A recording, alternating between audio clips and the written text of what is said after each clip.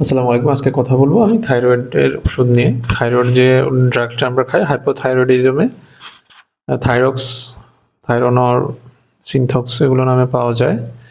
তো থাইরয়েড ওষুধ খাওয়ার ক্ষেত্রে আমরা যে ভুলগুলো করি, থাইরয়েড ওষুধের সাথে আমরা অন্যান্য ওষুধ খেয়ে থাকি অথবা খাবারের সাথে অথবা খাবারের পর ওষুধটা খেয়ে থাকি, যার কারণে আমাদের থাইরয়েড রোগটা নিয়ন্ত্রণে আসে না। এটি অনেক বড় একটি ভুল। তো আজকে আমরা কথা বলবো যে থাইরয়েড ওষুধটা কিভাবে খাবো। থাইরক্স যারা খেয়ে থাকেন 50, 100, 75 যাই খেয়ে থাকেন না কেন, অবশ্যই সেটি খালি পেটে খাবেন। আপনি যখন ফজরের সময় ঘুম থেকে উঠবেন, আপনি নামাজ পড়ার পরপরই খেয়ে ফেলবেন। তারপরে আপনি 2 ঘন্টা পরে নাস্তা করবেন।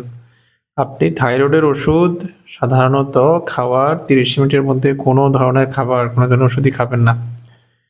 বিশেষ করে ক্যালসিয়াম, আয়রন এগুলো খাওয়া যাবে না, গ্যাসের ওষুধ এগুলো কিছুই খাওয়া যাবে না। কারণ এগুলো ড্রাগ টু ড্রাগ ইন্টারাকশন হয়। মানে হচ্ছে আপনার থাইরয়েডের ওষুধটা যখন অন্য কিছুর সাথে খাবেন, বেশিরভাগ সময় সেটি আপনার শরীরে সম্পূর্ণরূপে ঢোকে না। যতটুকু ঢোকার কথা ততটুকু আপনার শরীরে প্রবেশ করে না, যার কারণে আপনার থাইরয়েড রোগটা নিয়ন্ত্রণে আসে না। তাই অবশ্যই আপনারা থাইরয়েডের হাইপোথাইরয়েডিজম যারা ভুগছেন, তারা যখন এই ওষুধগুলো খাবেন অবশ্যই আপনারা খালি পেটে খাবেন।